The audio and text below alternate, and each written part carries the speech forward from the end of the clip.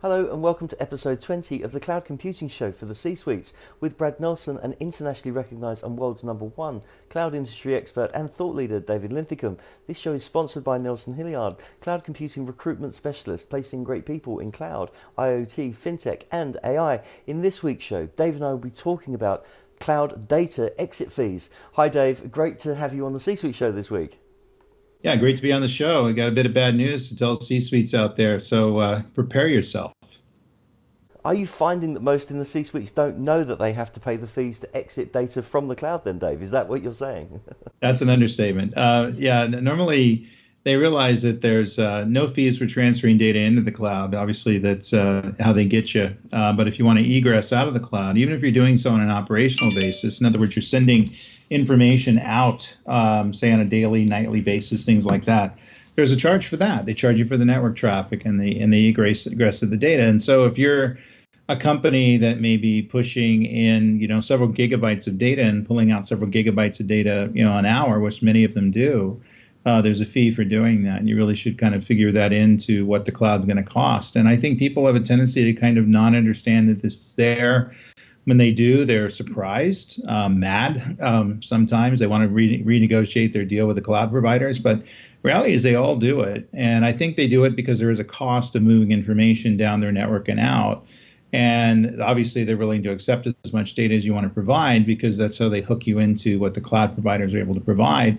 But it costs you money to leave. And so whether you leave altogether, in other words, you're moving on back to on-premise or you're moving to another cloud provider, or you're just pulling data out in some sort of an operational transactional way, you're going to have to pay. And it depends on how much, when, and what you do. And you got to contact your provider for, to actually make these deals behind the scenes, because they're, a lot of them are ill-defined. They're not a price map that's online. And I'm encouraging people to realize that this is a cost and they might as well figure this into it because it completely could kill their ROI. And so would it be right to ask the question when they're sitting at the round table discussing cloud providers, whether there would be some sort of negotiation on the egress of their data?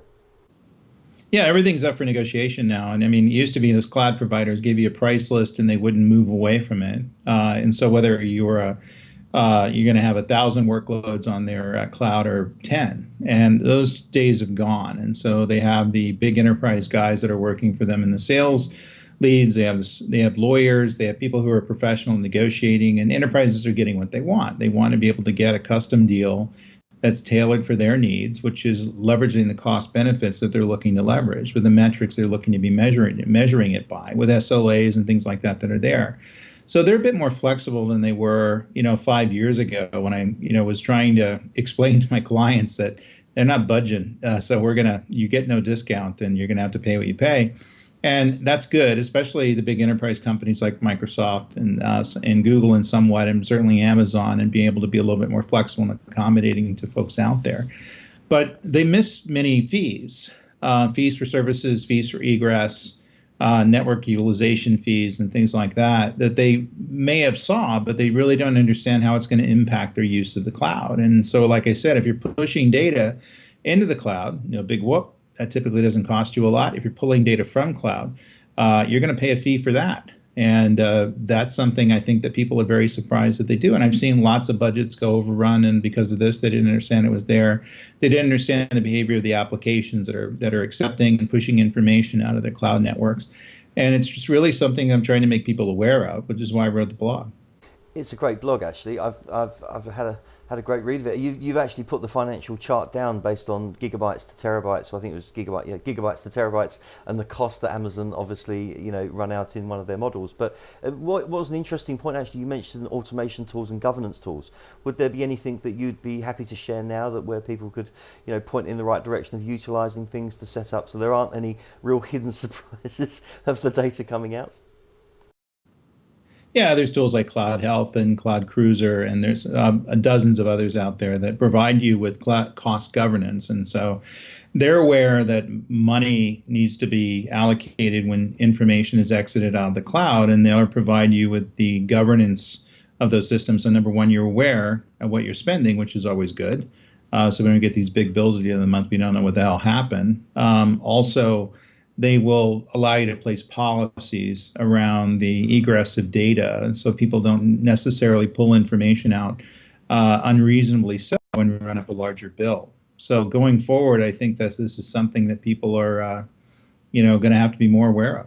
Exactly. Yeah, that reminds me. Actually, we had Joe Kinsella on the show, didn't we? The founder of Cloud Health the other week, which was awesome. So, if anyone's watching this show and you want to jump back to the governance show that we did with Joe Kinsella, that'll be definitely a good move right now, and hopefully you'll find that of use. Well, Dave, thanks for being part of the C-Suite show this week. It's great to have you on board. It's a great blog, and I'll put a link to the blog in the description box below.